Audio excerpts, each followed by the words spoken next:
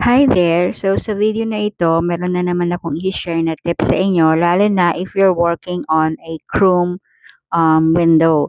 So sa Chrome window, pwede ka na ngayong mag-split view.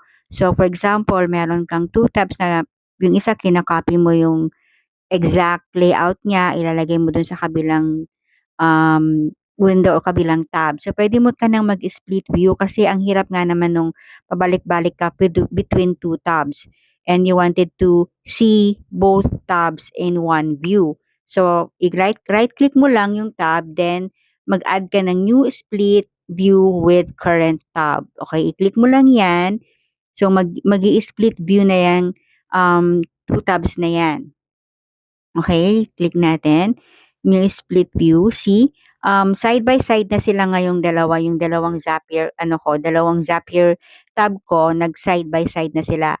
Ang purpose ko kasi nito, I wanted to check whether yung steps is meron din dun sa kabilang Zap na ginagawa ko. So, yan ay kung yung dalawang tab na yun is nasa iisang Chrome.